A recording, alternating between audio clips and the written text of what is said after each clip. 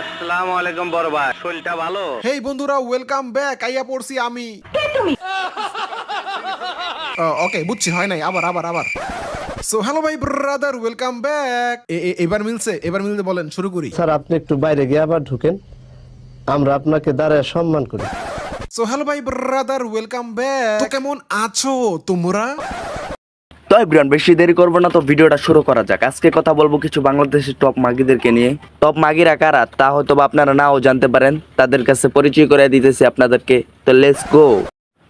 তো টিকটক ফেসবুকে ঢুকলেই দেখি দুই মেয়ের কন্ট্রোভার্সিটি চলতেছে। ও সরি, তাদেরকে তো আবার মেয়ে বলা যাবে না, মাগি। আপনারা ভিডিওটা লাস্ট পর্যন্ত দেখেন, ভিডিও দেখে অনেক মজা পাইবেন। তো গাইস, আর দেরি না করে মূল টপিকে আসি। সে বলতাছে সে নাকি টিকটকার না, টিকটকে তার 315 মিলিয়ন লাইক, তাও বলতাছে সে টিকটকার না, সে ইউটিউবার। তাহলে এগুলা কি তোর মা আইসা চুদার সময় টিকটক করে গেছিল নাকি খাঙ্কি মারানিরা?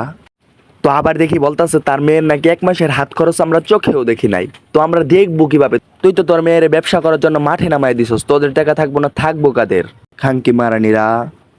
তো গাইস, যার উদ্দেশ্যে এই কথাগুলো বলছে এই বেডি, তাকে নিয়েও কিছু কথা বলবো আমরা। তো এই কথাগুলো বলছে সানজিদাকে নিয়ে। তো আপনারা হয়তো বা এই মাগিকে চিনতেও পারেন, আর কিছু মানুষ হয়তো বা নাও চিনতে পারেন। তাদের সুবিধার্থে আমি স্ক্রিনে ছবিটা দিয়ে দিলাম, দেখে আসেন।